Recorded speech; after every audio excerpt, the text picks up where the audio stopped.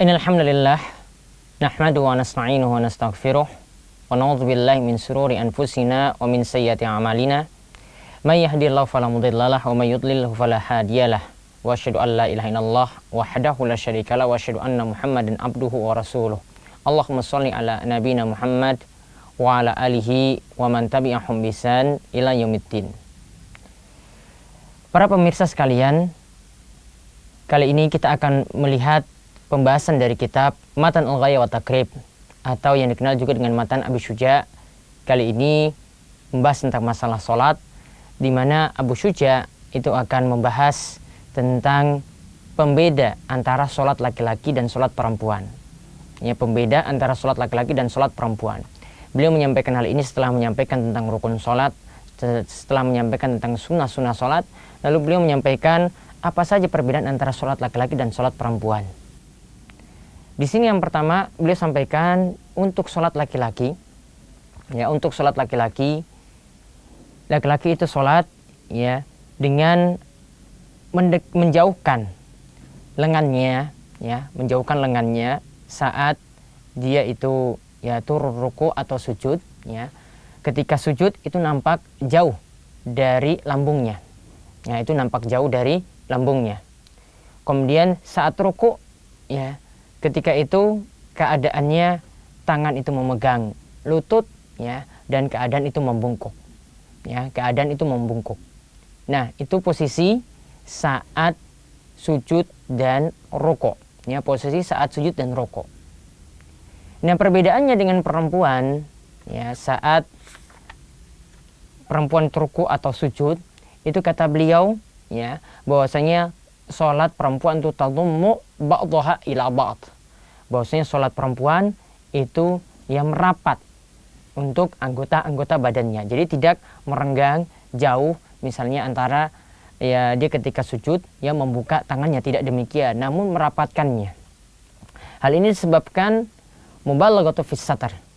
Karena tujuannya untuk, ya, menutup diri pada wanita itu yang lebih sempurna, untuk menutup diri yang sempurna.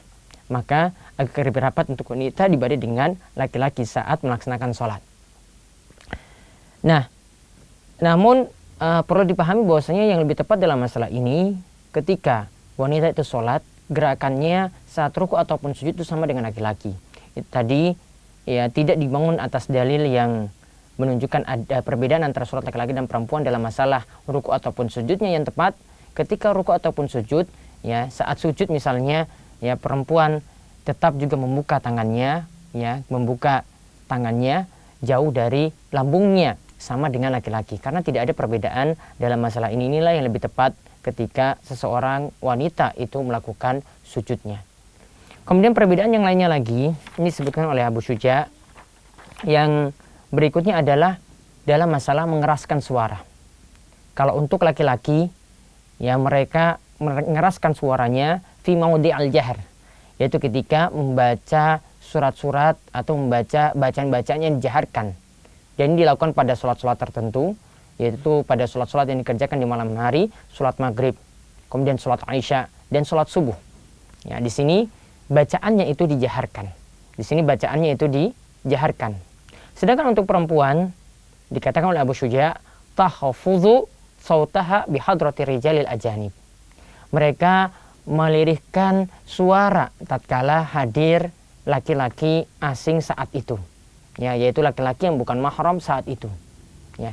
Namun asalnya di sini kalau kita lihat dari perkataan Abu Syuja, berarti kalau tidak ada laki-laki tetap suaranya itu dikeraskan. Semisal dia melaksanakan sholat maghrib walaupun sendirian, semisal dia melaksanakan sholat Isya ataupun sholat subuh, tetap dikeraskan. Namun kalau ada laki-laki, ya, yang hadir saat itu, mungkin dia melakukannya di masjid atau melakukannya di rumah, namun, ya, dekat dengan pintu keluar sehingga nanti orang-orang itu mendengarnya, maka ketika itu yang lebih bagus seperti kata Abu Syuja, tahfudhu sautaha, dia melankan suaranya, melirihkan suaranya daripada mengeraskannya. Nah, ini menunjukkan juga bahwasanya suara perempuan itu bisa mengundang fitnah, sebagaimana yang Allah Subhanahu wa taala katakan, fala takhda'na bil qauli fayatma'al ladzi fi qalbihi marad.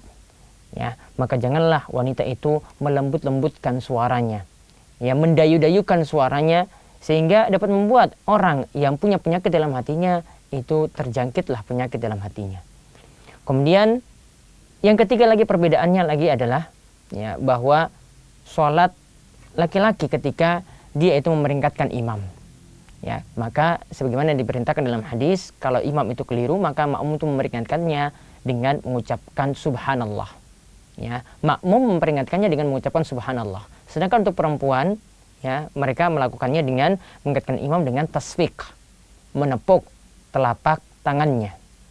Ya, menepuk telapak tangannya sebagaimana disebutkan dalam hadis, jika imam itu diingatkan keliru, diingatkan, ya, falyusabbih, maka bertasbihlah. Fa innahu idza sabah iltafat ilaihi, karena ketika seseorang itu mengucapkan tasbih subhanallah, maka imam itu akan mengingatnya, maka akan melihatnya. Namun untuk perempuan, kata Nabi SAW, wa innamat tasfiq lin nisa, sedangkan untuk menepuk, ya, di sini digunakan untuk perempuan. Yang dimaksudkan menepuk, ya, para pemirsa sekalian, di sini menepuknya itu bukan seperti ini, ya, bukan seperti ini.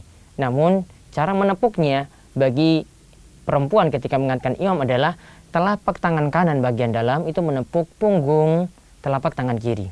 Ya, sekali lagi, telapak tangan kanan bagian dalam itu menepuk punggung telapak tangan kiri. Ini yang disebut dengan tasfiq. Jadi cara menepuknya adalah seperti ini. Ya, bukan main-main seperti ini. Ini namanya abas. Ini namanya main-main. Ya, ini tidak diperbolehkan. Dalam sholat bisa membuat sholatnya itu batal. Namun caranya adalah dengan menepuk telapak tangan kanan bagian dalam, ya, ke punggung telapak tangan kiri. Menepuk seperti ini. Kemudian yang jadi pembeda lagi selanjutnya adalah dalam masalah menutup aurat. Ya, di sini dikatakan oleh Abu Syuja, untuk laki-laki auratnya adalah ma baina surratihi wa rukbatihi, yaitu antara pusar dan lutut. Ya, untuk laki-laki auratnya adalah antara pusar dan lutut. Nah, ini sudah jelas, sangat jelas sekali disebutkan, diantaranya adalah dari hadis Abu Ayyub Al-Ansari, di mana ia pernah mendengar Nabi SAW bersabda, wa ma fawqa rukbataini minal aurah wa ma asfala minas surra aurah.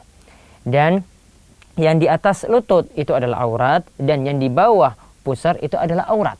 Ya, yang di atas lutut itu adalah aurat, yang di bawah pusar itu adalah aurat.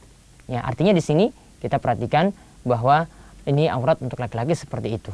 Namun keadaan dia sholat, hendaknya dia memakai pakaian yang lebih sempurna, tidak sebatas antara hanya lantaran menutup pusar dan lutut, tidak demikian. Tetap dia melakukan sholat itu dengan sempurna. Ya, dengan menutup aurat dengan sempurna, artinya sampai pundak pun dia tutup, begitu juga di bagian bawah lutut pun dia menutupnya. Kemudian untuk perempuan bedanya auratnya adalah seperti kata Abu Syuja, jami'u badan al-hurra auratun illa wajha wa kaffaiha. Untuk wanita merdeka, maka seluruh tubuhnya itu adalah aurat kecuali wajah dan kedua telapak tangannya. Kecuali wajah dan kedua telapak tangannya. Di sini kenapa dikecualikan demikian? Ya, karena ini menurut pendapat jumhur atau mayoritas ulama, di mana mereka menafsirkan firman Allah Subhanahu wa taala, wala yubdina zinatahunna illa ma dhahara minha. Ya, janganlah wanita itu menampakkan perhiasan diri mereka kecuali yang boleh dinampakkan bagi mereka. Yaitu apa yang boleh dinampakkan? Itu para ulama katakan wajah dan kedua telapak tangan. Wajah dan kedua telapak tangan. Perhatikan di sini kalau kita lihat dalam penjelasan dalam kitab Fathul Qorib, yang dimaksudkan adalah wajah dan telapak tangan ini ditampakkan ketika dalam sholat. Ya, artinya seluruh tubuhnya tertutup kecuali wajah dan telapak tangan. Namun kata penulis Fathul Qorib, Imam Ibnu Qasim Al-Ghazi, bahwasanya untuk selain sholat tetap seluruh tubuhnya itu tertutup. Untuk selain sholat artinya di luar sholat tetap seluruh tubuhnya itu tertutup. Nah, inilah perbedaan antara sholat laki-laki dan sholat perempuan. Tadi kita lihat dalam masalah sujud, yang lebih tepat itu sama. Ya, kemudian dalam masalah mengeraskan suara, ya, tadi sudah dibedakan oleh Abu Syuja, kalau sholat jahriyah laki-laki itu mengeraskannya, kalau sholat untuk perempuan, ya, perempuan tetap mengeraskannya kecuali jika ada laki-laki asing. Kemudian dalam masalah lagi mengingatkan imam, kalau laki-laki dengan ucapan subhanallah, kalau perempuan dengan menepuk telapak tangannya. Kemudian yang terakhir adalah dalam masalah aurat. Aurat laki-laki adalah antara pusar dan lutut, sedangkan aurat perempuan yaitu adalah seluruh tubuhnya kecuali wajah dan telapak tangan. Mudah-mudahan apa yang disampaikan oleh Abu Syuja bermanfaat dan bisa terus menambahkan pengetahuan kita tentang masalah salat, dan mudah-mudahan Allah Subhanahu wa taala anugerahkan ilmu yang bermanfaat. Wabillahi taufik wal hidayah. Wassalamualaikum warahmatullahi wabarakatuh.